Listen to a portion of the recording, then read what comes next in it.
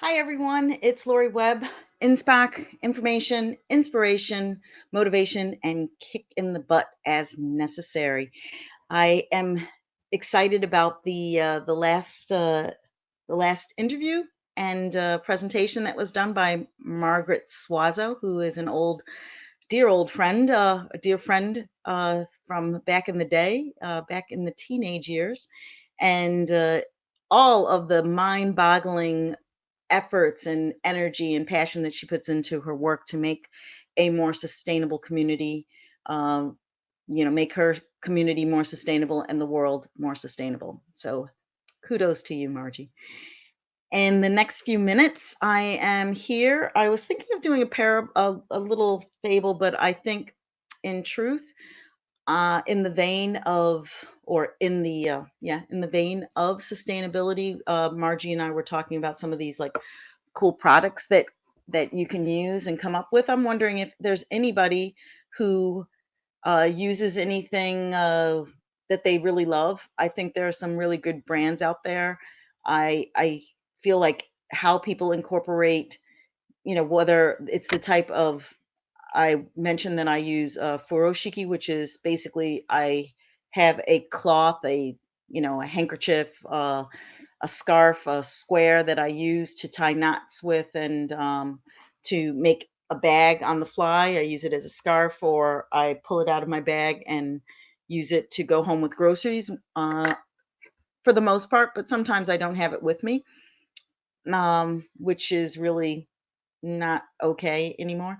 So, focusing on having something like that to help you, not have to get that plastic bag. Also, in my part of the world, they're starting to make these things illegal, so you're not going to be able to get them. So that's something to consider.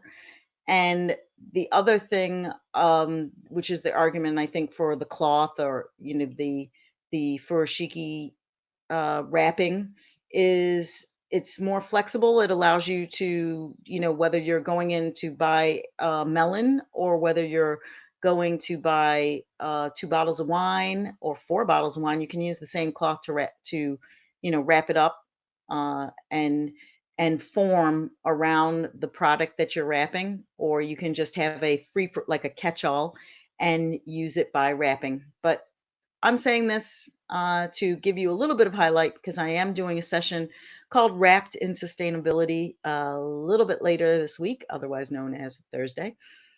To give you some actual concrete examples, I will show you on screen how to do some basic wrapping and give you some deets about it, and hope that it will encourage you during this most wasteful of seasons to consider.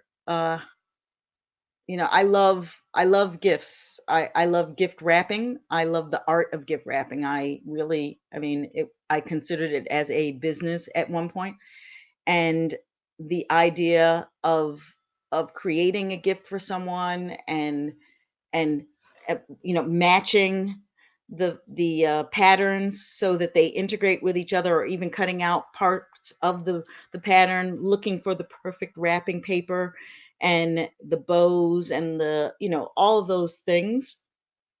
I really loved doing. I really loved spending the time. It was a creative outlet, but over time, I mean, the amount of time, the amount of effort, the frustration when suddenly you're in the middle of the wrapping frenzy. The whole family is looking for more tape, or you like over purchased tape like a crazy person, and it's people are using strand like this much tape, uh, and taping it all over the package. It's not aesthetically pleasing, it's not environmentally friendly, and it's not a good use of your time. So I will show you some tips of how to be less wasteful when wrapping gifts using furoshiki, but also using other methods. We'll see how much time we'll allot to that, but I hope it will inspire you and you will have fun doing it as much as I do. I believe that Gail is coming on in a little bit if the schedule is correct, but it could be that it could be that I am not correct. Looks like I'm correct. So, all right. Anyway, so we'll see if she's coming on. If not, then I'll go into the next segment of content. It's been a long day, and it's been a great day. Exciting uh, developments over the last 24 hours basically. Um, on the front end and in the back end, Gail's had some wonderful conversations. I've had some wonderful conversations. Um, I am excited. I see Gail popping up in the back of the stage, you know, getting herself readied, getting herself guzzied up. She's not doing that. She has control, so I can't really do too much. I can't like say anything. I can't, talk trash because she can jump on anytime, shut me out, throw me out. But she's not. So I'm wondering what's going on. You coming in or what? Maybe she's trying to go over to the I other would side. never throw you out. Come on now. Yeah. Oh So wow. when are you gonna do gift wrap? Thursday. Oh, that's exciting. That'll be It's fun. gonna be so exciting. I am so excited. Like the geek is going like I just love. Did you see this thing that I showed Margie that I love? It's like everyone needs to have it. Can you say stocking stuffer? Stocking Can you stuffer? What is it? stocking stuffer? A spork? Yeah, you can have it in your pocketbook and see Uh it's a fork and huh. you use this or it's a Yeah, spoon. I'm digging it.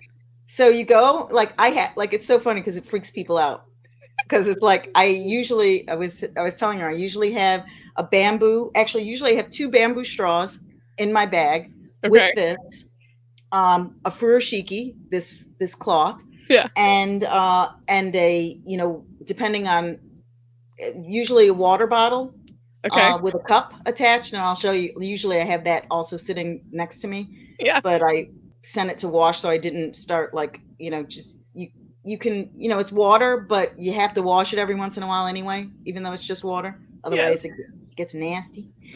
So so it's oh my gosh, you're like frozen in the most bizarre pose. Yes. I know my like internet just like reset for a second. I was like, oh my gosh, what does my face look like? No, so that's like these are funny things. So I think I may actually do a little segment on that tomorrow on Thursday when we're talking really a lot of sustainability and fun stuff associated with ideas and ways to engage the kids and have fun and get creative and repurpose and like in this day and age also like it's funny. I remember when you would wish for things, like, there was a list. I remember like actually you were too young, but like sitting and going through the catalogs. Like that was the thing. And you would start making that list. They would send out the catalogs around, Thanksgiving and Do you you would know lay on the floor do you and know you what we would get look through now? the catalogs. Sorry? Do you know what we get now? We get Amazon catalogs. So I get an Amazon toy catalog. You do? Yeah, I got an Amazon toy catalog. Mm, is that good? I'm like, I mean, I dang don't it. know.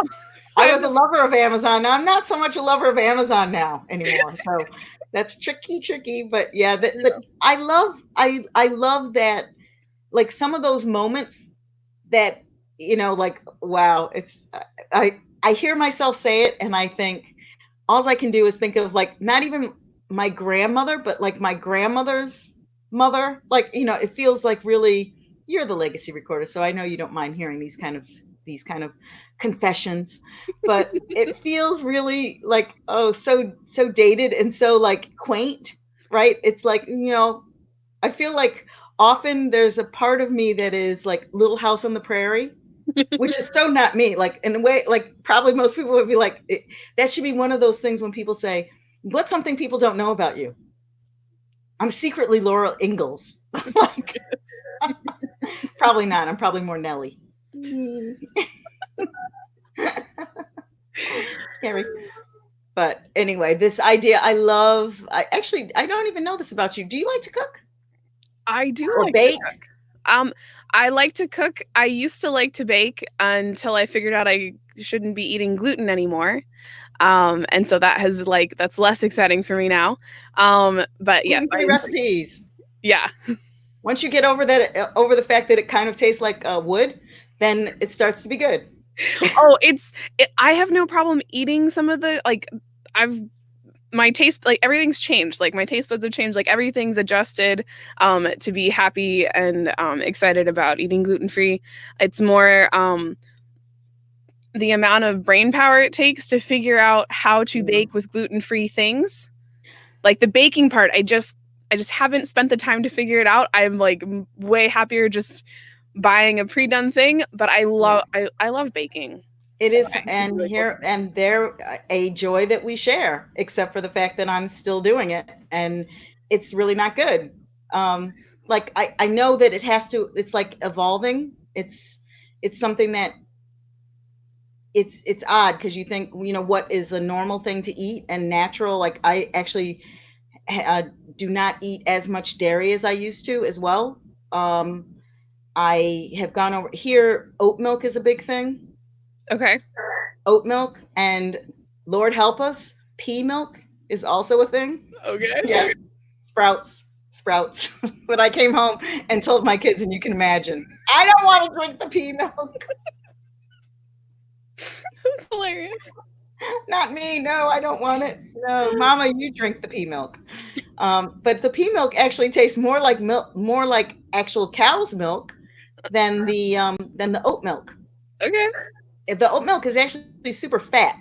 Um, but it's good because what I found it's so the dairy, the effect that I don't have like an official issue, I think, but Right. I feel so much like in a way cleaner when I don't drink it. Yeah. Um, Although it has apparently no bearing on the amount of butter that I can partake in, swim in. And probably not Uh, Parmesan cheese either. I love the cheese. I'm a Parmesan. cheese eater. I yes, I will eat a bucket of Parmesan cheese because I'm a lover of the Italian cuisine.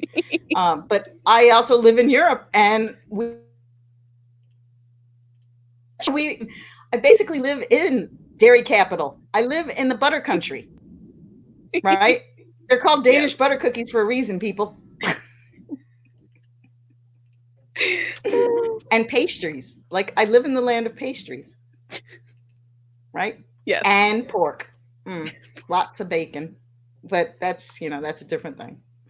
But anyway, so what do you got planned for the next? I don't know. I'm actually, yes. I'm So really, I apparently in the stage where I've lost my mind now. I promise people I will like get it back together, but I have not slept. I so have not done any of the things I was supposed to do. so right now I'm gonna end this one and I'll start the next one and I'll see everyone over in on the next segment. So hang tight and I will be right back.